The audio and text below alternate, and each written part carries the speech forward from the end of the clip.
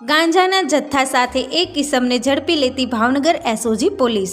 ગુજરાત રાજ્યના પોલીસ મહાનિદેશક અને મુખ્ય પોલીસ અધિકારી દ્વારા ગુજરાત રાજ્યમાં એટીએસના માર્ગદર્શન હેઠળ માદક પદાર્થના ગેરકાયદેસર વેચાણ અને વહન અંગેના કેસો કરવા અને તેવા પદાર્થ શોધી તેનું ગેરકાયદેસર વેચાણ કરતા ઇસમો સામે કાયદેસર કાર્યવાહી કરવા ગુજરાત રાજ્યના તમામ જિલ્લાને આદેશ આપેલ હતા।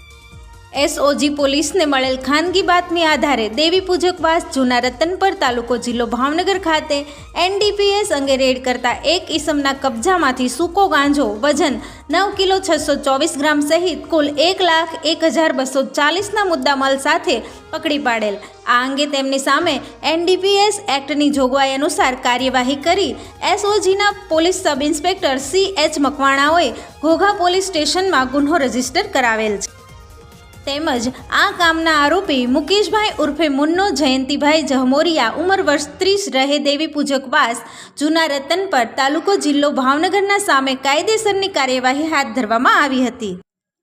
સમગ્ર ઓપરેશનમાં એસઓજીના પોલીસ ઇન્સ્પેક્ટર AR વાળા તથા police sub inspector CH Makwana તથા ASI મહાવીરસિંહ ગોહેલ, મિતેશભાઈ જોશી તથા હેડ કોન્સ્ટેબલ વિજયસિંહ ગોહેલ, હરપાલસિંહ ગોહેલ, રાઘવેન્દ્રસિંહ ગોહેલ તથા મહિલા પોલીસ કોન્સ્ટેબલ નીલમબેન વરડિયા, હરેશભાઈ મકવાણા, સુરેન્દ્રસિંહ સરવૈયા જોડાયા હતા।